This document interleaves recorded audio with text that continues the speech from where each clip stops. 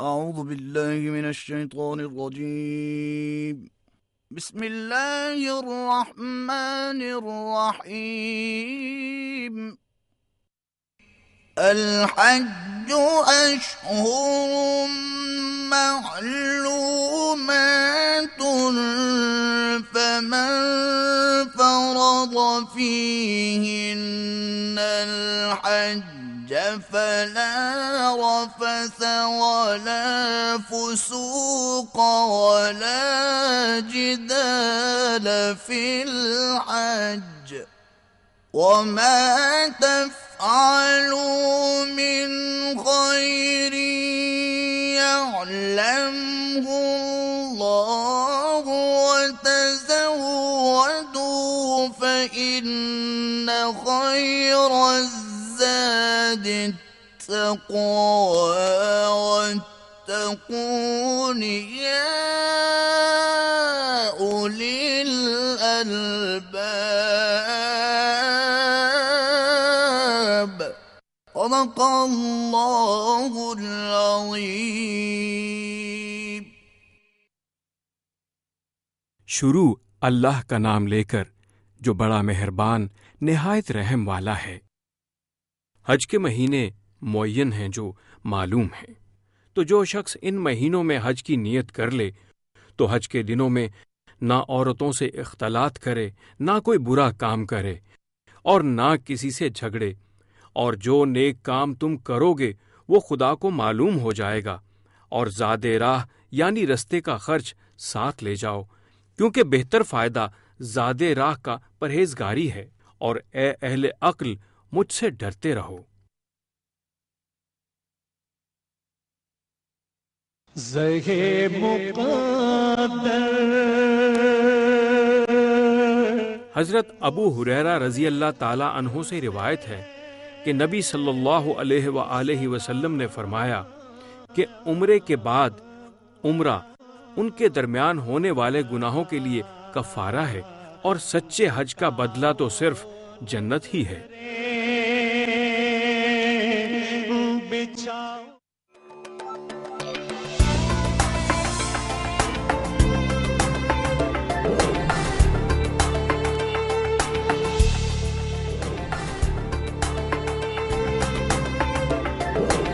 بسم اللہ الرحمن الرحیم۔ محترم ناظرین، پیام صبح میں ایک بار پھر خوش آمدید۔ میں ہوں آپ کا میزبان انیق احمد۔ خواتین و حضرات، کل ہم نے گفتگو کا آغاز کیا تھا جس موضوع پر، اس سلسلے کا آج دوسرا پروگرام پیش کر رہے ہیں۔ موضوع تھا ہمارا فلسفہ حج، یعنی حج کا فلسفہ، اس کے فضائل، اس کی حکمت، انفرادی فوائد، اجتماعی فوائد، حج کا مقصد، حج کی روح۔ اس پر بہت ساری گفتگو، ابتدائی گفتگو کل ہوئی، بہت سی کالز آئیں، بہت سے سوالات ہمارے پاس آئے۔ خواتین و حضرات، اسی گفتگو کو آج آگے بڑھائیں گے۔ آپ کو معلوم ہے کہ آپ کے لیے ہم ایک ای میل ایڈریس دیتے ہیں ps@duniatv.tv، اس پر آپ لوگ اپنے سوالات بھجواتے ہیں، کالز کرتے ہیں، لیکن بہت سے ہمارے ناظرین کو شکایت یہ ہے کہ ان کی کالز مل نہیں پاتی۔ خواتین و حضرات، لوڈ بہت ہوتا ہے، اور پھر 7:30 بجے تک ہم کالز عام طور پر نہیں لیتے۔ 7:30 بجے کے بعد کالز آتی ہیں، گفتگو ہوتی ہے علماء کرام سے۔ ہم چاہتے ہیں کہ ان کی گفتگو بغیر کسی توقف کے، بغیر کسی ڈسٹورشن کے آگے بڑھتی رہے۔ خواتین و حضرات، اس سے پہلے کہ ہم آج کے پروگرام کا آغاز کریں، ہم آپ کی خدمت میں یہ بات عرض کریں گے کہ آج پاکستان میں 7 ذی الحج اور سعودی عرب میں 8 ذی الحج ہے۔ آج منی روانگی کا دن ہے، تلبیہ ہو رہا ہے، لبیک اللہم لبیک، لبیک لا شریک لک لبیک، ان الحمد والنعمت لک والملک لا شریک لک۔ لاکھوں افراد اللہ کی بزرگی، اللہ کی بڑائی بیان کر رہے ہیں۔ کیا منظر ہے! کل اس کا آغاز ہو گیا تھا۔ خواتین حضرات، اس پر بات کریں گے ہم۔ تشریف فرما ہے ہمارے ساتھ محترم علامہ اصغر شہیدی صاحب، ممتاز عالم دین۔ خواتین و حضرات، قم سے فارغ التحصیل، جامعہ امامیہ سے منسلک، کئی کتابوں کے مصنف۔ ان کے ساتھ تشریف فرما ہے محترم مولانا شجاع الدین شیخ صاحب۔ خواتین و حضرات، ایک جانا مانا پہچانا ہوا نام، ہمارے پروگرام میں اکثر آتے ہیں اور ہم ان سے ہمیشہ سیکھتے ہیں۔ خواتین و حضرات، جیسے میں نے عرض کیا کہ ہمارے پاس ای میلز پر سوالات کا ایک سلسلہ ہوتا ہے، لوگ سوالات کرتے ہیں اور اپنی جو علمی کمی ہے اسے دور کرتے ہیں، علماء کرام انہیں شافی جوابات دیتے ہیں۔ بہت سے سوالات ریپیٹ ہوتے ہیں یا گفتگو میں آ جاتے ہیں، اس کے سے قطع نظر 2 سوالات میں پروگرام سے قبل پیش کرنا چاہوں گا، اور آج ہم بات کریں گے خواتین و حضرات مناسک کی حکمت پر، کہ جتنے مناسک ہیں حج کے ان میں کچھ فرض ہیں، کچھ سنت ہیں وغیرہ وغیرہ، یہ ہمارے علماء کرام ہمیں بتائیں گے۔ لیکن 2 سوالات میں چاہتا ہوں کہ پہلے پیش کروں ان حضرات کی خدمت میں۔ پہلا سوال بھیجا ہے ہمیں اسد امین نے امریکہ سے۔ ان کا سوال یہ ہے کہ اسلام میں ایک حج فرض ہے صاحب استطاعت پر، لیکن لوگ ایک حج سے زیادہ کیوں کرتے ہیں؟ یہ پہلا سوال، اور ایک سوال ہم مزید لیں گے۔ اصغر شہیدی صاحب، پروگرام کا آغاز میں آپ سے کرنا چاہتا ہوں۔ اعوذ باللہ من الشیطان الرجیم، بسم اللہ الرحمن الرحیم، وصلی اللہ علی محمد و اہل بیتہ الطیبین الطاہرین۔ اسلام کے اندر ایک حج جو استطاعت رکھتا ہے اس کے اوپر تو یہ فرض ہے، اور لازمی ہے کہ جس سال فرض یہ ہوا ہے اسی سال اس کو انجام دیا جائے۔ لیکن احادیث میں رسول اللہ سے بھی اور اہل بیت علیہ السلام سے بھی یہ احادیث میں ملتا ہے کہ جو انسان نے ایک حج انجام دیا، جو فرض انجام دیا، اس نے اپنے آپ کو آتش جہنم سے نجات دیا، اور جس نے دوسرا حج انجام دیا وہ پروردگار کی خاص رحمت میں داخل ہو گیا، اور جس نے تیسرا حج متواتر انجام دیا تو بس وہ پروردگار کے امن کے دائرے میں داخل ہو گیا۔ تو اس سے یہ احادیث میں ملتا ہے کہ متعدد حج کی تاکید ہے، کیونکہ یہ زیارت ہے اور دیدار ہے، ملاقات ہے اللہ سبحانہ و تعالیٰ کے سے۔ ٹھیک ہے، یہی سوال آپ کی خدمت۔ بسم اللہ الرحمن الرحیم۔ اصل میں سوال کے کئی پہلو ہیں۔ پہلا پہلو تو مسئلے کے طور پر آ گیا کہ زندگی میں صاحب استطاعت شخص پر زندگی میں ایک مرتبہ حج فرض ہے، مگر ہمارے ایک جو ٹرینڈ آ رہا ہے غالباً اس کی طرف بھی ہمارے کالر کا اشارہ ہے، یہ جو سوال کرنے والے ای میل پر، کہ ہم دیکھتے ہیں کہ ہر سال حج ہو رہا ہے، اور اب تو وی آئی پی حج کی بھی ایک بھرمار ہے جو ہمیں نظر آتا ہے۔ 20 لاکھ کا حج بھی ہو رہا ہے، 25 لاکھ کا حج بھی ہو رہا ہے۔ یہاں ہمیں کہیں نقطۂ اعتدال تلاش کرنے کی ضرورت ہے۔ علماء کے فتاوی، اہل علم کی آراء اس پر موجود ہیں کہ ایک فرض جب ادا ہو گیا تو اس کے بعد ہم یہ دیکھیں کہ ہمارے وقت کا، ہمارے پیسے کا بہتر استعمال کیا ہو سکتا ہے۔ اسی میں آپ دیکھیے خدمت خلق کا معاملہ بھی ہے، مخلوق خدا کی حاجات کو پورا کرنا، اللہ رب العالمین کے دین کی خدمت کے لیے اپنے مال کو، اپنے وقت کو پیش کرنا، یہ بھی وہ ذمہ داریاں ہیں جن کی ادائیگی پر توجہ ہونی چاہیے۔ ان تمام ذمہ داریوں کی ادائیگیوں کے بعد بھی میں عرض کرتا ہوں، حدیث مبارکہ میں یہ ذکر آتا ہے کہ 5 سال کسی پر گزر جائیں اور وہ اللہ کے گھر کی زیارت کو حاضر نہ ہو، جبکہ وہ استطاعت بھی رکھتا ہو، تو اس کو ناپسندیدہ قرار دیا گیا ہے۔ یہی وجہ ہے کہ جو سعودی حکومت پابندی لگاتی ہے وہ 5 سال کی پابندی لگاتی ہے، عام طور پر آپ کی بھی بات ہوگی۔ تو یہ پسندیدہ ہے کہ اللہ نے اگر وسعت عطا فرمائی تو 5 سال میں انسان چکر لگا لے، اور اگر حج نہیں تو عمرہ ضرور ادا کر لے، مگر یہ جو باقی ذمہ داریاں ہیں اس کو فراموش کر کے بس ایک حج ہی کے تسلسل کے اندر انسان لگا رہے، تو یہ دینی ذمہ داریوں کے جو تقاضے ہیں ان سے بات مناسبت نہیں رکھتی۔ ٹھیک ہے، اور اسراف کو اللہ تعالیٰ پسند نہیں کرتا۔ ٹھیک، اگلا سوال ہے اور یہ آخری سوال کہ تاج خان جسکانی کا آپ سوال کرتے ہیں کہ علامہ صاحب کی قربانی کن لوگوں پر فرض ہے، اور اگر وہ نہ کریں استطاعت کے باوجود تو ان کے لیے کیا گناہ ہے؟ بسم اللہ الرحمن الرحیم۔ وہ افراد جو اس وقت جو ہے حج پر ہے ان پر تو یہ قربانی فرض ہے، ٹھیک، اور جو افراد یہاں پر ہیں یعنی حج پر نہیں ہوتے ہیں، اس کے علاوہ اپنے شہروں میں ہیں، تو ان کے اوپر جو ہے یہ قربانی مستحب ہے، لیکن مستحب مؤکد یعنی بہت زیادہ اس کی تاکید ہے جو انسان صاحب استطاعت ہے۔ ٹھیک، اور جو انسان قربانی استطاعت رکھنے کے باوجود نہیں کرتا ہے تو اس کے اندر یعنی پروردگار کی رحمت جو ہے اس پہ نازل نہیں ہوتی ہے۔ تو انسان کو چاہیے کہ جو انسان استطاعت رکھتا ہے وہ ضرور قربانی کرے، خواہ وہ حج کرے، کہے وہ حج کرے یا نہ کرے، صاحب استطاعت ہے۔ ایک کنفیوژن یہ پھیلایا جا رہا ہے کہ صاحب کہ قربانی صرف حجاج کے لیے ہے، تو یہ کنفیوژن دور ہونا چاہیے. بہت سوالات آتے ہیں ہمارے پاس. جی ہاں، یعنی قربانی بہت تاکید ہے، حتیٰ یہاں تک بھی کہا گیا ہے کہ اگر قرض لے کر بھی انسان قربانی کرے تو یہ وہ قرض ہے کہ جسے پروردگار جو ہے سے واپس لوٹا دیتا ہے، نو سے یہ مدد کرتا ہے کہ وہ قرض اس کا اتر جائے، بلکہ تو بڑھا کے لوٹاتا ہے. تو اس کی قربانی اس میں بہت جیسے کہتے ہیں کہ مستحب اور بہت زیادہ تاکید ہے، اگرچہ کہ یہ فرض نہیں ہے، یہاں پر حجاج کے لیے صرف فرض ہے، لیکن دوسرے افراد کے لیے بہت زیادہ تاکید ہے، اسے ترک نہیں کرنا چاہیے. ٹھیک ہے، حجاج کے لیے فرض ہے، اس پہ بھی ہم آپ سے بات کریں گے. یہ فرمائیے آپ، یہی سوال آپ کی خدمت میں. اور حجاج پہ فرض ہے، اگر کوئی حاجی قربانی نہیں کر سکا یا کر پایا تو اس کے لیے پھر کیا شرائط ہیں؟ اصل میں دیکھیے، ایک بات تو یہ ہے کہ ایک تو حجاج کا جو معاملہ ہے اس کا تعلق خصوصاً حج تمتع سے بھی ہے، یعنی کہ ایک ہی سفر میں عمرہ ادا کیا جاتا ہے، اس کے بعد احرام کھول دیا جاتا ہے، پھر دوبارہ 8 ذی الحجہ سے احرام باندھا جاتا ہے حج کی نیت کے ساتھ. یہ جو ایک ہی سفر میں سہولت اختیار کی بندے نے کہ حج اور عمرے کو جمع کر لیا، اس پر دم دیا جاتا ہے، دم شکر جسے کہا جاتا ہے، کہ اللہ کا شکرانہ ادا کرنے کے لیے یہ قربانی پیش کی جاتی ہے، جو اکثر فقہا کے نزدیک واجب ہے، اور فقہا کے ہاں واجب اور فرض کی اصطلاحات کبھی کبھی مترادف کے طور پر بھی استعمال ہو جائے کرتی ہیں. تو یہ تو انہیں ضرور ادا کرنا چاہیے، اور اگر کسی کی استطاعت نہیں ہے تو پھر اس کو روزے رکھنے کا ذکر کیا گیا ہے. یہ سورۃ البقرہ میں اس کی فقہی تفصیلات آتی ہیں. کتنے روزے؟ 3 روزے کہاں اور 7 روزے کہاں؟ جی 3 روزے وہی ہیں اور 7 واپس لوٹنے کے بعد ہیں. اس کی تفصیل سورۃ البقرہ میں آتی ہے.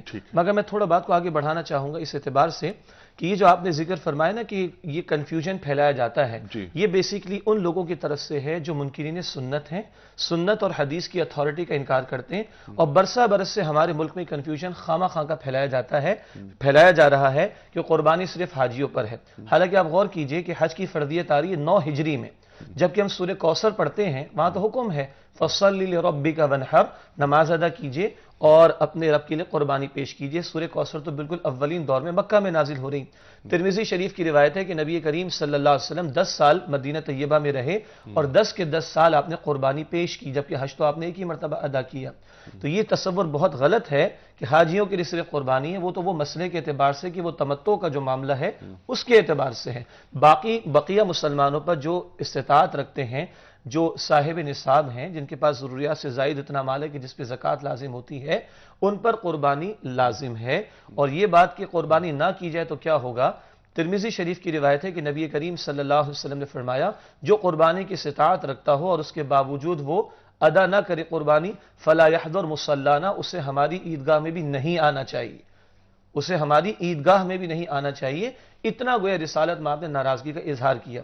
ایک اور بات آپ کی اجازت سے عرض کرنا چاہوں گا. بعض لوگ کہتے ہیں نہیں کریں گے تو کیا ہوگا. آج تک کسی نے سوال کیا کہ اگر میں 3 کھانے نہیں کھاؤں گا تو کیا ہوگا، جبکہ ہمیں معلوم ہے کہ اگر رمضان شریف میں کسی نے سحری بھی نہ کی ہو اور شام تک روزہ رکھ لیا، افطار کر لے، تو وہ زندگی برقرار رہ سکتی ہے. کبھی کوشچن نہیں ہوتا کہ دوسرا تیسرا کھانا کھانا فرض ہے. ایک ہمارا بچہ جو کسی یونیورسٹی میں پڑھتا ہے، اس کے پاسنگ مارکس ہیں 60. کبھی کسی نے سوال کیا کہ 70% مارکس حاصل کرنا فرض ہے. ہماری پرائرٹی جن چیزوں میں، وہاں تو بہت آگے بڑھتے ہیں. اگر اللہ کی رضا ہماری پرائرٹی میں ہوگی تو سوالات کم ہوں گے اور ہم آگے بڑھ کر اعمال کریں گے، نہ صرف فرائض اور واجبات پر بلکہ سنتوں اور مستحبات پر بھی، تاکہ آخرت کی ہماری گریڈ شیٹ جو ہے وہ بہتر ہو سکے. سبحان اللہ، کلیئر بات ہو گئی. ہم آ جاتے ہیں آج کے ٹاپک پر. علامہ صاحب، مناسک کی حکمت، اس پر ہم آج بات کریں گے. یہ فرمائیے آپ، پہلا سوال میرا یہ کہ مناسک کی حکمت کا آغاز ہم کرتے ہیں طواف سے. طواف، پھر سعی، پھر منا روانگی، منا سے عرفات، عرفات سے مزدلفہ، مزدلفہ سے پھر جو آگے پورے سلسلے ہیں، رمی وغیرہ، نہر ہے، حلق ہے، طواف زیارت ہے. ہم چاہتے ہیں اس پر ذرا آج تفصیلی بات ہو. طواف کی کیا حکمت ہے؟ ایک مسلمان جو خانہ کعبہ کے گرد چکر لگا رہا ہے اور وہ دنیا کا مرکز قرار دے رہا ہے کعبہ کو، جب وہ مرکز قرار دے رہا ہے تو انسان، ایک مسلمان کی نگاہیں کس پر مرکوز ہیں؟ دیکھیں، احادیث میں یہ چیز ہمیں ملتی ہے، اور میں طواف سے ایک قدم پہلے آپ کے پاس آپ کے گفتگو میں شامل کرنا چاہوں گا، وہ ہے احرام. جی، احرام کی بہت اہمیت ہے، اور احادیث کے اندر آیا ہے کہ جب انسان احرام پہنے تو اس بات کی نیت کرے کہ وہ جو لباس اتار رہا ہے وہ گناہوں کا لباس اتار رہا ہے، سبحان اللہ، سبحان. وہ غلاظتوں کا لباس اتار رہا ہے، اور جو لباس پہن رہا ہے احرام کی شکل میں جو پہن رہا ہے وہ اللہ کی اطاعت کا لباس پہن رہا ہے. تو یہ جو انسان اس گناہوں کی وادی سے جا رہا ہے ثواب کی وادی میں، جو تاریکی سے نکل کے نور کی طرف جا رہا ہے، تو انسان کا ویژن کلیئر ہونا چاہیے. اور دو چادریں ہیں یہ جو کفن ہے. بالکل. تو انسان اپنے آپ کو آمادہ کرے، تیار کرے پروردگار کی بارگاہ میں حاضر ہونے کے لیے. تو انسان اپنے آپ کو بالکل وجود کرتا ہے.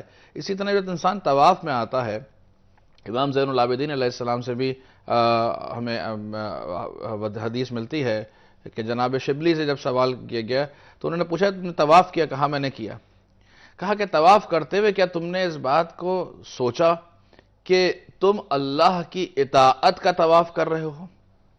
یعنی اللہ کی اطاعت میں اب تم آ گئے ہو، گناہوں سے معصیتوں سے نکل کے، اپنی خواہشات سے نکل کر تم اس میں آ گئے ہو. کہا یہ نہیں سوچا. تو کہا پھر تم نے طواف نہیں کیا، یعنی تم نے اس کی روح کو نہیں سمجھا کہ تم پروردگار کے پاس ان گناہوں کی وادیوں سے نکل کر، اس تمام شیطانی حرکتوں سے نکل کر، ان وسوسوں سے نکل کر پروردگار کی بارگاہ میں جا رہے ہو. تو انسان جب طواف کی طرف آگے بڑھتا ہے تو وہ پروردگار کی طرف آگے بڑھتا ہے کہ یہ خانہ خدا کہ جو اینٹوں پر ہے لیکن یہ پروردگار کا ہے، یعنی یہ عام گھر نہیں ہے. یہ بلکہ پہلا گھر ہے، پہلا گھر ہے کہ جو پروردگار عالم نے اس روئے زمین پر خلق کیا ہے، اور روایت میں ہے کہ اسی مقام سے زمین کو پھر پھیلایا ہے. سبحان اللہ. یہیں سے یہی مرکز ہے.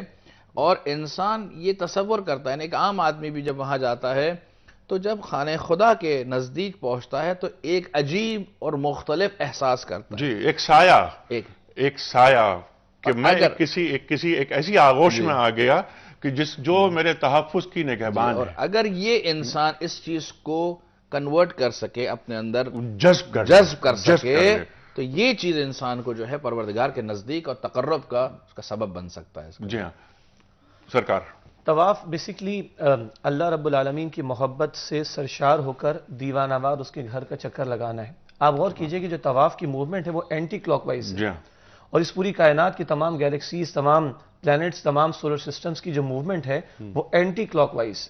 پوری کائنات جیسے قرآن میں سورہ یاسین میں کلن فی فلک یسبحون اپنے اپنے آربٹ میں مدار میں موو کر رہی ہے. اور آپ غور کیجئے پوری کائنات میں کہیں کیوس اور انتشار اس لیے نظر نہیں آتا کہ پوری کائنات کا چپا چپا رب کائنات کے حکم کے تابع ہے. انتشار اگر کیوس اگر کہیں ہے تو آپ کو زمین پر نظر آتا ہے جہاں بندہ اللہ کی اطاعت سے نکل جاتا ہے. تو یہ طواف کی موومنٹ اعلان ہے ایک بندہ مومن کی جانب سے کہ مجھے دیوانہ وار اللہ کے گھر کا چکر لگا کر اعلان کرنا ہے کہ پوری کائنات کی طرح میں بھی اس کے حکم کا پابند ہوں. پھر یہ طواف اکیلے اکیلے نہیں، یہ اجتماعی طور پر ہے. مسلمان سے مطلوب ہے کہ وہ اجتماعی زندگی اختیار کرے اور مسلمانوں کے معاملات سے دلچسپی رکھے. کل بھی ہم بات کر رہے تھے جسد واحد کی طرح، عمارت کی طرح. اور حدیث شریف کے مطابق ترمذی کی روایت ہے جس کو مسلمانوں کے معاملات سے دلچسپی نہ ہو وہ ہم میں سے نہیں. تو یہ جو موومنٹ ہے یہ اکیلے اکیلے نیک بننے کی بھی نہ ہو بلکہ پوری اجتماعی سطح پر اللہ رب العالمین کی اطاعت کی روش اختیار کرنا، یہ طواف کا گویا کہ ایک اظہار یا اس کا ایک اعلان اور اس کا ایک مقصود ہے. ٹھیک ہے. اس کے آپ نے کہا اجتماعیت کی بات کی. ایک سوال ذہن میں یہ آیا شجاع صاحب، یہ فرمائیے کہ حج کے علاوہ امت کا تصور، اجتماعیت کا تصور کسی اور عبادت میں ملتا ہے؟ دیکھیں اس سطح پر تو ہمیں حج میں ملتا ہے جس کو ہم ایک عالمگیر سطح کہیں. مگر اگر ہم اپنے اپنے علاقے کی سطح پر بھی آ جائیں تو 5 وقت کی نماز تو یہی اظہار کرتی ہے کہ جہاں ہم اپنے تعصبات اور عصبیتوں سے بالاتر ہو کر ایک کال پر کھڑے ہو کر ڈسپلن میں کھڑے ہو جاتے ہیں. یقیناً. لیکن جو امت کا تصور، وہ یقیناً بالکل 150 ممالک سے زیادہ علاقوں سے آنے والے مسلمان، گورے، کالے، امریکی، افریقی، افغانی، پاکستانی، مختلف زبانیں، مختلف کلچر، مختلف رنگ، مختلف نسلیں، مگر وہ عالمگیریت کا تصور جو حج میں دکھائی دیتا ہے یقیناً اس کی کوئی اور مثال ودن اسلامی عبادات بھی شاید ہم پیش نہ کر سکیں. آپ کی بھی یہی رائے؟ بالکل یہی رائے ہے. اور اس کے اندر پروردگار عالم نے مقصد ہی یہ رکھا ہے کہ حج پر بلانے کا کہ اظہار کرے اس یکجہتی کا اور اس عالمگیریت کا کہ وہ تمام مذاہب ایک یونیورسل مذہب ہے. اور اگر آپ اس وقت دیکھیں نقشے دنیا پر کہیں پر بھی آپ اگر اپنا انگلی رکھیں تو وہاں پر آپ کو مسلمان نظر آئے گا کہ وہاں پر رہ رہا ہے اس دنیا کونے میں، اور وہاں سے جب یہاں پر آتا ہے. لیکن جب انسان حج پر پہنچتا ہے تو اس کا اظہار بھی ضروری ہے. ٹھیک ہے، جو سورہ توبہ کے اندر جب آیا ہے کہ برآۃ من المشرکین، تو مشرکین سے وہاں پر اجتماعی اظہار بھی لازمی ہے، کہ جس سے انسان عام طور پہ نہ واقف رہتا ہے. کہ جیسے ہم حج پہ بھی گئے تو انسان اپنے میں رہتا ہے. اس انسان کی جو ایک اندر اس کے ہے کہ اپنے ذاتی اس میں رہتا ہے اور اپنے اعمال انجام دے دیے، اپنی نماز پڑھ لی، وہ نکل گیا، یہ چیز نہیں ہونی چاہیے. بلکہ پروردگار نے جو موقع فراہم کیا ہے تو ایک دوسرے سے تعلقات کرے، اس کی خیریت پوچھے، اس کے ملک کی تمام چیزیں پوچھے، جی بالکل، تاکہ یہ تمام ایک چیز امت کی سطح پر ایک ایجنڈا ہونا چاہیے، اور اگلے سال حج تک کا ایک پلان، ایک پروگرام، ایک اسٹریٹجی ہونی چاہیے کہ امت کی سطح پر جو ہمارے مسائل ہیں وہ کس طرح حل ہوں گے، اور اگلے سال جب ہم جمع ہوں گے تو ہم ریویو کریں گے کہ ہم نے کتنے مسائل حل کیے اور کتنے نئے مسائل سامنے آ گئے. اس کے لیے پھر پلان ہوگا، اور یہ قیامت تک یہ سلسلہ رہے گا جاری. صحیح کی طرف آ جاتے ہیں طواف کے بعد. صحیح، ان الصفا والمروہ من شعائر اللہ، اس پر کچھ فرمائیے. آپ غور کیجئے تو سیدنا ابراہیم علیہ السلام کے گھرانے کی قربانیوں کو اللہ نے اتنا مقبول فرما دیا اور قبول فرما لیا کہ رہتی دنیا تک حج اور عمرہ جاری رہے گا، اور اس گھرانے کی ادائیں اس حج اور عمرے میں جاری رہیں گی. سبحان اللہ. بخاری شریف کی حدیث ہے کہ جب ابراہیم علیہ السلام چھوڑے جا رہے تھے اماں ہاجرہ کو اور حضرت اسماعیل کو، اور قرآن کہتے ہیں کہاں چھوڑے جا رہے ہیں؟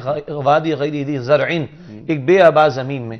تو بی بی ہاجرہ نے ایک ہی سوال کیا کہ ابراہیم کیا اللہ کا حکم ہے؟ تو وہ اللہ کے بندے کہتے ہیں ہاں اللہ کا حکم ہے کہ اپنی بیوی اور اپنے بچے کو چھوڑاؤ.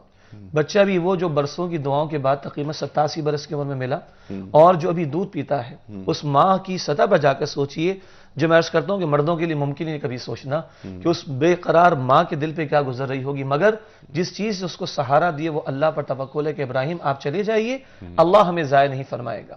اس کے بعد وہاں نہ آدم نہ آدمزاد، بچے کی بھی بھوک کا معاملہ ہے. اب وہ تلاش کرتی ہیں کہ کوئی شخص نظر آئے، کوئی قافلہ ہو، کوئی کھانے پینے کا انتظام ہو، تاکہ بچے کے لیے بھی غذا کا اہتمام ہو سکے. اب وہ چکر لگائے ہیں صفا سے مروہ، مروہ سے صفا کی طرف، اور وہ چکر اللہ کو اتنے پسند آئے کہ حج اور عمرے میں اس کو جاری کر دیا سعی کے نام پر. اور وہیں وہ معجزہ رونما ہوا کہ زمزم کے پانی کو جاری کر دیا. توکل اور اعتماد اللہ پر ہے، اپنی سی سعی اور کوشش ہے تو معجزہ رونما ہو گیا. آج ہم وہاں ماربل کو دیکھ کے اس میں کھو جاتے ہیں، روشنیوں میں کھو جاتے ہیں، اور جناب وہ ایئر کنڈیشننگ کے اندر کھو جاتے ہیں، مگر وہ جو روح تھی کہ رب کی خاطر سب کچھ قربان کر دینا، چاہے گھر بار کو ہی قربان کر دینا کیوں نہ ہو، وہ ہمیں آج یاد نہیں رہتا. رہ گئی رسم ازاں روح بلالی نہ رہی، اور محسوس یہ ہوتا ہے جی ہاں، رہ گئی رسم ازاں روح بلالی نہ رہی، فلسفہ رہ گیا تلقین غزالی نہ رہی. سبحان اللہ مفتی صاحب. اور ایک بات اور شاید اس پر ہم گفتگو کریں گے بریک سے واپس آنے کے بعد، کہ جب صفا سے مروہ اور پھر مروہ سے صفا کی طرف آتے ہیں تو انا للہ و انا الیہ راجعون کی ایک تفسیر نظر آتی ہے کہ ہم اللہ ہی کی طرف سے ہیں اور پھر ہمیں لوٹ کے واپس اللہ کی طرف جانا ہے. خواتین و حضرات، اس وقت ہم جا رہے ہیں بریک کی جانب. جب واپس آئیں گے بریک سے تو ٹیلی فون لائنز کھل چکی ہوں گی، آپ ہمیں کال کر سکتے ہیں، ہمارے علماء کرام موجود ہیں، آپ کے تمام سوالات کا انشاءاللہ تعالی شافی جواب دیں گے. ہمارے فون نمبر ہے 02134527009 اور 02134528061. آپ ہمیں ای میل بھی کر سکتے ہیں، ہمارا ای میل ایڈریس اسکرین پہ آ رہا ہے. اور بریک کے بعد ہمارے ساتھ انشاءاللہ ہوں گے مکہ مکرمہ سے محترم مفتی محمد زبیر صاحب براہ راست. آ رہے ہیں بریک کے بعد.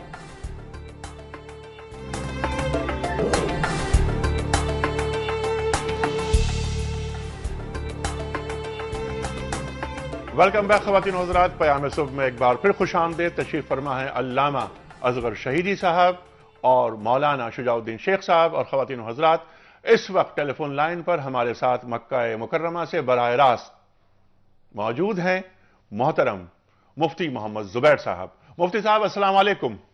وعلیکم السلام ورحمۃ اللہ وبرکاتہ. مفتی صاحب آپ کا بہت شکریہ، آپ نے کل بھی ہمیں وقت دیا تھا اور آج بھی آپ ہمارے ساتھ ہیں. آج تو 8 ذی الحجہ ہے مکہ مکرمہ میں. آج منا کی روانگی کا دن ہے. کچھ لوگ تو کل بھی چلے گئے، کل رات کو بھی چلے گئے ہوں گے. مفتی صاحب میرا پہلا سوال، بس کچھ احوال بتائیے. ہم تو غیاب میں ہیں، غیاب میں آدمی ذہن استعمال کرتا ہے، لیکن جب حضوری ہو تو پھر دل کی آنکھ بیدار ہو جاتی ہے.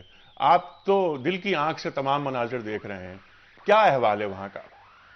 بسم اللہ الرحمن الرحیم محمد صلی اللہ رسول الکریم اما بعد جزاکم اللہ خیرہ بھائی انیق احمد صاحب اور جو حضرات تشریف فرما ہیں ان کو بھی میں سلام پیش کرتا ہوں. جی آپ کا اللہ تعالیٰ نے بھائی انیق احمد صاحب آپ کو عشق اور عقیدت کی دولت عطا فرمائی ہے. آپ کے ساتھ میرا ایک حرمین کا سفر بھی ہوا تھا اور قریب رہ کر بلکہ ایک ہی جگہ اکٹھے رہ کر اللہ تعالیٰ نے جو آپ کو محبت اور عشق عطا فرمایا ہے اس کے مناظر میں دیکھتا رہا ہوں.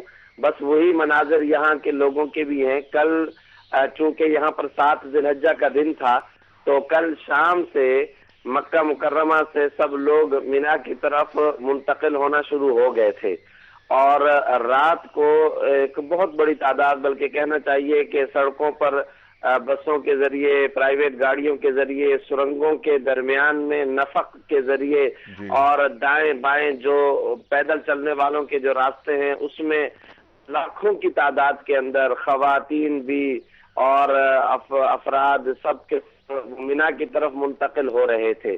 تو ایک بہت بڑا طبقہ رات کو منتقل ہوا بلکہ مغرب کے بعد سے یہ سلسلہ شروع ہوا اور ابھی کچھ دیر پہلے جب ہم نے دیکھا تو یہ پوری رات یہ سلسلہ رہا ہے اور آج تو یہ سب کے سب لوگ حرم مکی شریف کو چھوڑ دیں گے اور فجر کی نماز کا بالکل یہاں وقت قریب ہے اور میں اس وقت حرم میں تو نہیں ہوں لیکن حرم کے قریب ہوں.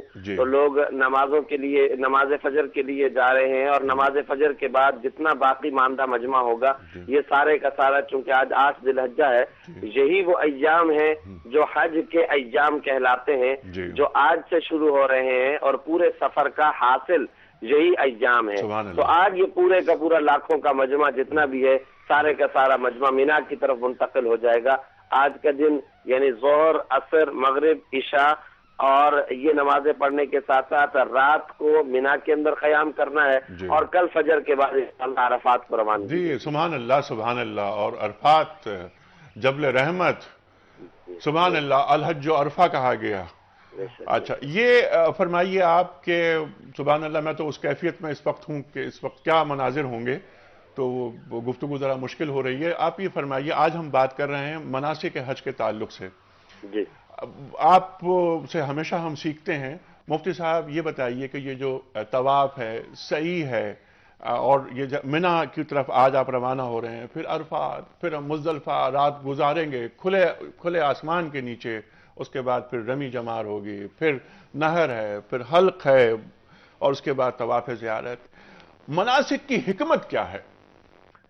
بھائی انیق احمد صاحب بہت پیارا آپ نے سوال فرمایا اور ایک آپ سے عرض کر دوں کہ صورتحال یہ ہے کہ مناسک حج جتنے بھی ہیں یہ سب کے سب ایک بہت بڑی حکمت پر مشتمل ہے اور وہ حکمت یہ ہے کہ اللہ کا جب حکم سامنے آ جائے تو پھر اس کے اندر چوں چراں کرنے کی کوئی گنجائش نہیں ہے.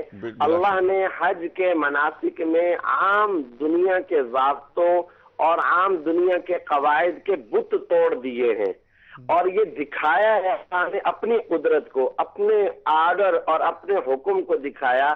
میں جو بولوں گا وہ تم نے کرنا ہے میری عالمگیریت پر آنا ہے اور میرے حکم کو ماننا ہے. اب آپ اندازہ لگائیے یہ اب سڑکوں پر مجھے لوگ جو نظر آ رہے ہیں اور یہ احرام کی چادریں پہنے ہوئے یہ سارے کے سارے لوگ مینا میں جا رہے ہیں. آپ جانتے ہیں مینا بیسیکلی ایک جنگل کا نام ہے وہاں پر خیمے ہیں کوئی خاص آبادی نہیں ہے. حرم مکی سے چھوڑنے کا حکم دیا جا رہا ہے کعبے جیسے مقدس ترین مقام کو چھوڑنے کا حکم دیا جا رہا ہے اور حاجی کعبے کو چھوڑ کر مسجد حرام کو چھوڑ کر مینا کے ایک جنگل کی طرف جا رہے ہیں پھر اس کے بعد عرفات میں جا رہے ہیں. اب کل کے دن جو عرفہ کے اندر جائیں گے جیسا کہ آپ نے وہ حدیث پڑھ دی کہ الحج جو عرفہ آپ صلی اللہ علیہ وسلم نے فرمایا حج در حقیقت عرفات میں وقت گزارنے کا نام ہے عرفے کا نام ہے. کوئی شخص اگر عرفے کی حدود کے اندر داخل نہ ہوا اس کا حج ہی نہیں ہوگا. تو اب ایک جنگل سے کہا جا رہا ہے دوسرے جنگل میں عرفات میں چلے جاؤ. اچھا جی چلے گئے. پھر عرفات سے مغرب کے وقت کیا کہا جا رہا ہے اب مزدلفہ 2 پہاڑیوں کے درمیان میں ایک وادی ہے یہاں جا کر کے رات گزارو. اب یہ بادشاہ ہے فقیر ہے مالک ہے نوکر ہے کوئی غریب ہے کوئی امیر ہے سب یہ جنگلوں کی طرف جا رہے ہیں مسجد حرام کو چھوڑ رہے ہیں 1 لاکھ کے برابر اس کی نمازوں کو چھوڑ رہے ہیں ایک جگہ سے دوسری جگہ سے تیسری جگہ. یہ کیا ہو رہا ہے؟ اللہ پاک اپنا حکم اور اپنے حکم کی قوت دکھا رہے ہیں کہ اصل لاجکس تلاش کرنے فلسفوں یا منطق کے اندر تم کو نہیں پڑھنا ہے. عشق اور عقیدت کا تقاضا بنیادی طور پر یہی ہے کہ جب میں نے تمہیں حکم دے دیا تو اس کے اوپر عمل کر لو. جو میں نے کہہ دیا اس پر عمل کر لو. میری عالمگیریت کی طرف آ جاؤ. اور میری عالمگیریت یہ کہ جو میں حکم دوں اس کے مطابق اب وہ تم کو سمجھ میں آئے یا نہ آئے. اب ظاہری ٹھیٹھ عقل کا جو تقاضا تھا وہ تو یہ تھا کہ انسان کو کعبے کے سائے میں ہونا چاہیے، لیکن نہیں، اللہ تعالیٰ جو حکم دے رہا ہے یہ 50 لاکھ کا مجمع اور یہ رجسٹر ملا کر کے 60-70 لاکھ یا کروڑ تک کا یہ جو مجمع ہے یہ ایک جنگل میں موو ہو رہا ہے، پھر دوسرے میں، پھر تیسرے میں، یہ اللہ پاک کا حکم جھلکتا ہوا نظر آ رہا ہے. اسی لیے ایک عالم نے بڑی اچھی بات کی، انہوں نے کہا بھی حج ہمیں جو سبق ملا وہ سبق یہ ملا ہے کہ اللہ کا جو حکم سامنے آ جائے بلا چون و چراں، اپنے عقل اور اپنے دماغ کے اندر فلسفے یا لاجکس کو تلاش کیے بغیر عشق اور عقیدت کا تقاضا یہ ہے کہ اس پر عمل کر لیا جائے اور خود کو اللہ کے حوالے کر دیا جائے اور اللہ کو راضی کر لیا جائے. آپ نے بالکل صحیح فرمایا. تفویض یعنی اپنے کو اللہ کے سپرد کرنے کا منظر یہاں پر نظر آتا ہے کہ سب کے سب لوگوں نے اللہ پاک کے حوالے اپنے آپ کو کر دیا ہے. جو اللہ تعالیٰ حکم دے رہے ہیں اس کے مطابق یہ حاجی کر رہے ہیں. مفتی صاحب آپ کا بہت شکریہ. اور آج آپ روانہ ہوں گے منا، اور انشاءاللہ تعالیٰ کل جب آپ سے بات ہوگی تو آپ منا سے روانہ ہو رہے ہوں گے عرفات کی طرف. کل تک کے لیے ہمیں اجازت دیجیے، اور کل آپ سے ہم عرفات کے تعلق سے بات کریں گے. اور سرکار دو عالم صلی اللہ علیہ وآلہ وسلم کا وہ خطبہ، آپ نے اپنی حیات مبارکہ میں صرف ایک حج فرمایا، اور 9 ذی الحج 10 ہجری کو آپ نے جو خطبہ دیا، اس خطبے کے جو چند نکات ہیں اس پر میں آپ سے کل گفتگو کروں گا. مفتی صاحب آپ کا بہت شکریہ. دیکھیے کتنے خوش قسمت ہیں، موجود ہیں مکہ مکرمہ میں، جا رہے ہیں ابھی نماز کے بعد، فجر کی نماز ہونے والی ہے، وہاں منا روانہ ہو جائیں گے عرفات. اللہ اکبر. شیخ صاحب بات ہو رہی تھی وہی مناسک کے حوالے سے، صحیح پر بات کر رہے تھے. بریک سے قبل تو ہم نے بات کی تھی کہ انا للہ و انا الیہ راجعون. اس پر کچھ فرمائیے.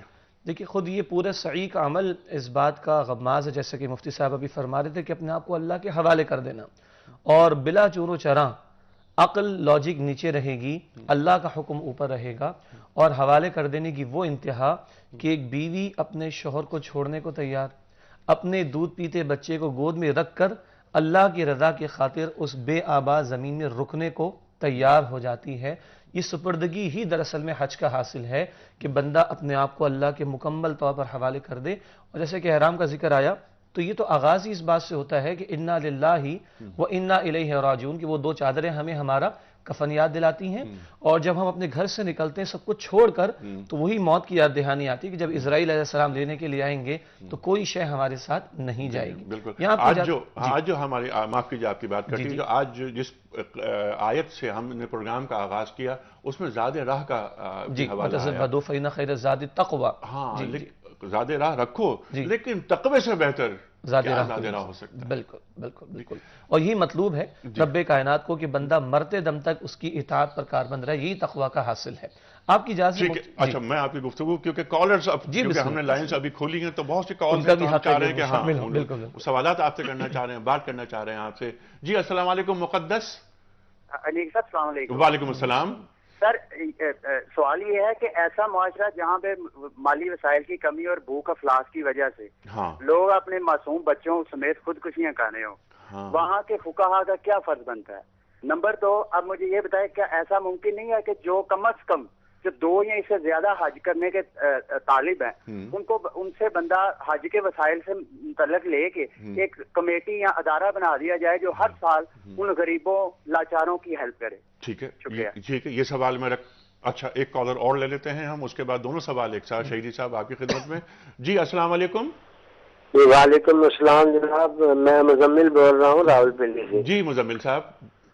میں ایک چیز سمجھنا چاہتا تھا کہ ایک ہستی ہے جن کا تعلق حضور صاحب کائنات صلی اللہ علیہ وآلہ وسلم کے فرمان کے مطابق فخر سے ہے، یعنی جس پر حضور نے فخر فرمایا. انہوں نے اپنے کلام میں حج کے حوالے سے ایک بات فرمائی ہے، تو میں سمجھنا چاہتا ہوں کہ وہ اس پر تشریح کی جائے کہ وہ کیا چیز ہے جس کی وجہ سے یہ ساری چیزوں کو انہوں نے اس طرح سے ذکر فرمایا. ان کے کلام کے حوالے سے میں بات کرنا چاہوں گا کہ وہ فرماتے ہیں کہ نماز اور روزہ اور قربانی اور حج یہ سب باقی ہیں مگر تو باقی نہیں ہے. تو وہ کون سی چیز ہے، اس کی تشریح کی جائے.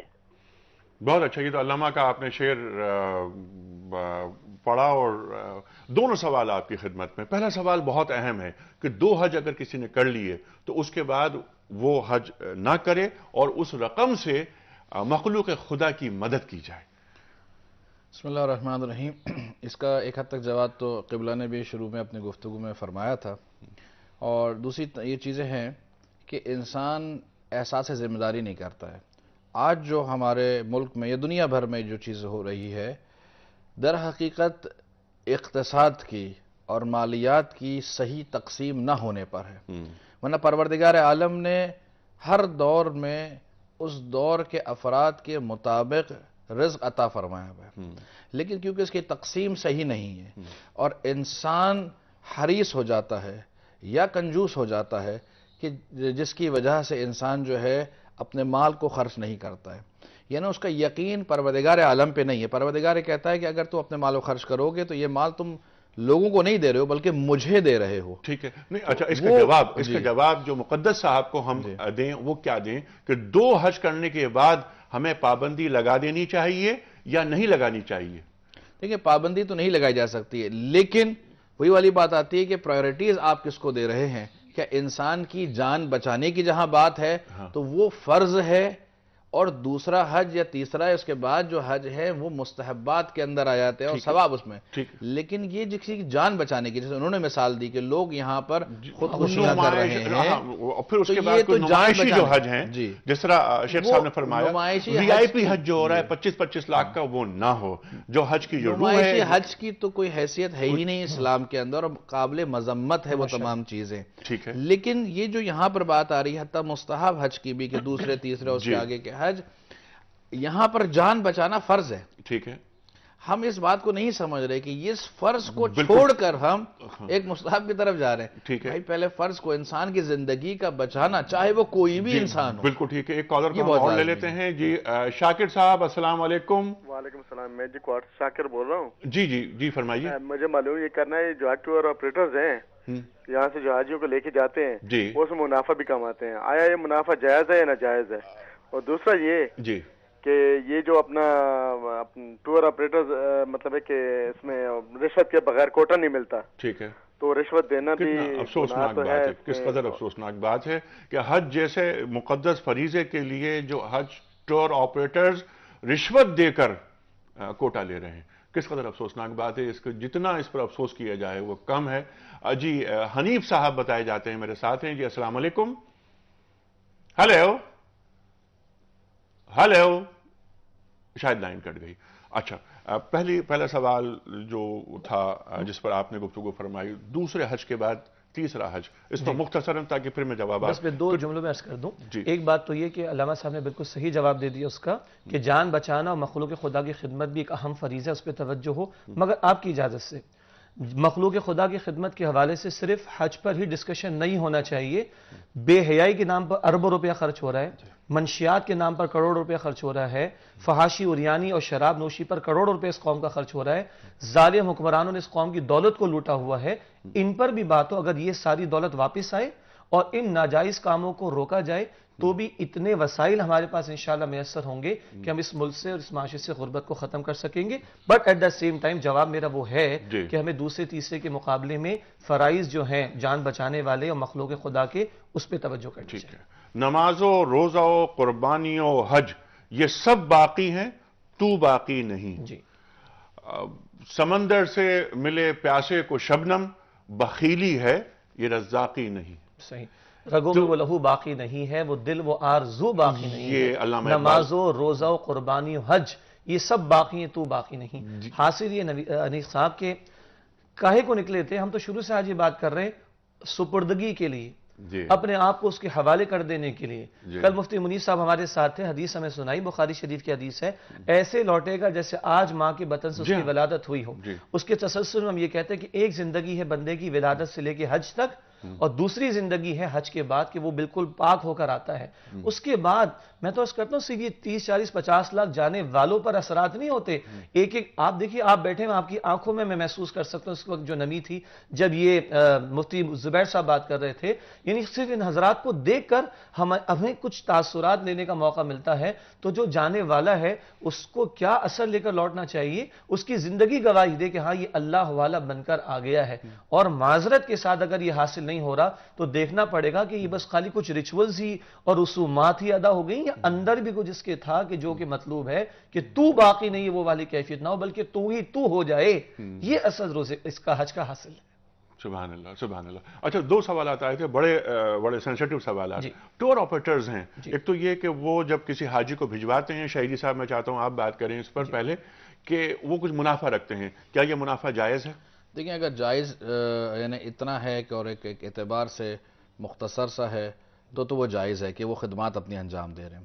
لیکن جو اس وقت کمرشلائز ہو رہا ہے کہ رشوتیں دے کر خریدنا ہے, اور جس طرح سے ایک مقابلہ, ایک دوڑ چل پڑی ہے, تو جتنا جائز منافع ہو وہ رکھ لیا, وہ تو صحیح ہے. لیکن جو ظاہر ایک سروسز دے رہے ہیں تو وہ سروسز کے حوالے سے تو ٹھیک ہے, لیکن جس طرح سے اس کے اوپر منی منٹنگ ہو رہی ہے, اور ایک بہت ہنگف, ایک بہت بڑی رقم جو ہے اس سے لوگوں سے لی جاتی ہے, وہ ناجائز ہے. وہ ناجائز. جی شیخ صاحب. نصاب قرآن حکیم میں سورۃ المائدہ کے شروع میں شاعر اللہ کے الفاظ آتے ہیں نا, وہاں آمین البیت الحرام بھی الفاظ ہیں. اللہ کے گھر کے حج کے آنے والوں کو اللہ نے شاعر میں سے شمار کیا ہے. اب حاجیوں کو لوٹنا, آپ سوچیے کس قدر ظلم کی بات ہوگی. تو جائز منافع حج کے حوالے سے بھی ادروائز بھی سمجھ آتی ہے, لیکن اتنے مقدس معاملے میں انڈیو پروفٹ میکنگ, یہ اللہ کے شاعر کے ساتھ بے حرمتی کا معاملہ ہو سکتا ہے. اور ایک اور انتہائی خطرناک اور انتہائی بیہودہ بات یہ کہ جو کوٹا دیا جا رہا ہے وزارت حج کی جانب سے, اس میں رشوت لی جا رہی ہے, جس کا نتیجہ یہ ہے کہ ایک تو بہرحال اصولی مسئلہ یہ ہے کہ رشوت تو حرام ہے ہمارے دین کے اندر, چاہے جائے کہ اتنے مقدس فریضے کی ادائیگی کے حوالے سے. وہ حکمران بھی جو اس بات پر مجبور کرتے ہیں نیچے والوں کو, وہ بھی مورد الزام ٹھہریں گے کل اللہ کے ہاں. اور جو یہ رشوتیں دے کر ان کے منہ بند کرتے ہیں اور ان کے اور حوث کو بڑھانے کی کوشش کرتے ہیں, جس کا نتیجہ نصاب یہ نکل رہا ہے کہ حج ہمارے معاشرے میں مشکل تر ہوتا چلا جا رہا ہے. گویا ایک عظیم فریضے کی ادائیگی مشکل ہو رہی ہے رشوت کی وجہ سے, ظالم حکمرانوں کے تقاضوں کی وجہ سے. یہ تو اللہ کے ہاں کیا جواب دیں گے؟ مشکل ہونے کے ساتھ ساتھ شہیدی صاحب آلودہ ہو رہی ہے. تو یعنی اتنا نیک کام, حج کا مطلب ہی کیا ہے؟ نیت کی جا رہی ہے, زبان سے نیت ادا کی جا رہی ہے. جس طرح جو ہم نے پڑھا ہے شیخ صاحب اور شہیدی صاحب کہ نماز کی نیت اگر دل میں کر لیں تو کافی ہے, لیکن حج کی نیت زبان سے کرنی پڑتی ہے. ٹھیک ہے نا. یہ مثال اس کی اگر میں دوں کہ جس طرح سے ہوا آلودہ اگر ایک انسان کرتا ہے جی, تو اس کے اثرات صرف اس پہ نہیں پڑ رہے ہیں برے, بلکہ پورے معاشرے پہ. پورا معاشرہ تو جب کرپشن جب پھیلتا ہے تو ایک انسان یا 2 انسان کو متاثر نہیں کر رہا ہوتا ہے, بلکہ مستقیم یا غیر مستقیم طور کے اوپر اس کے اثرات وہاں پہنچتے ہیں, معاشرہ تباہ ہو رہا ہے. مجھے سرکار دو عالم صلی اللہ علیہ وسلم کا فرمان یاد آیا کہ ایک شخص حاضر ہوا, اس نے کہا کہ میں 3 برائیاں ہیں مجھ میں شراب پیتا ہوں, میں جوا کھیلتا ہوں اور میں جھوٹ بولتا ہوں. ایک برائی میں کم کرنا چاہتا ہوں کوئی, تو آپ نے فرمایا کہ جھوٹ بولنا بند کر دو. صحیح, تو تمہیں اور برائیوں سے بھی روک دے گا, کیونکہ معاشرہ خراب ہوگا. کہ جھوٹ بولنے سے, میں اگر جھوٹ بول رہا ہوں تو اس سے معاشرہ خراب ہو رہا ہے. اور جب جیسا آپ نے فرمایا کہ اگر جھوٹ بولنا ترک کر دیا جائے تو نہ ہی شراب کی طرف آدمی جائے گا اور نہ ہی جوئے کی طرف جائے گا. شہیدی صاحب آپ کا بہت شکریہ, شیخ صاحب آپ کا بہت شکریہ. خواتین و حضرات, کوشش ہماری یہ تھی کہ ہم مناسک حج کے تعلق سے, اس کی روح, اس کی حکمت کے تعلق سے کچھ گفتگو کریں. ہم نے مفتی زبیر صاحب کو بھی حرم کعبہ سے لیا. خواتین و حضرات, گفتگو آج کی تشنا ہے. مناسک حج میں ابھی ہم طواف اور اس کے بعد سعی اور سعی کے بعد منا پہنچے تھے. کل ہم عرفہ, اور کل یوم عرفہ بھی ہے, تو ہم گفتگو شروع کریں گے عرفات کے میدان کے حوالے سے, جبل رحمت کے حوالے سے. اس کے بعد ہم مشعر حرام, مزدلفہ کے حوالے سے بات کریں گے.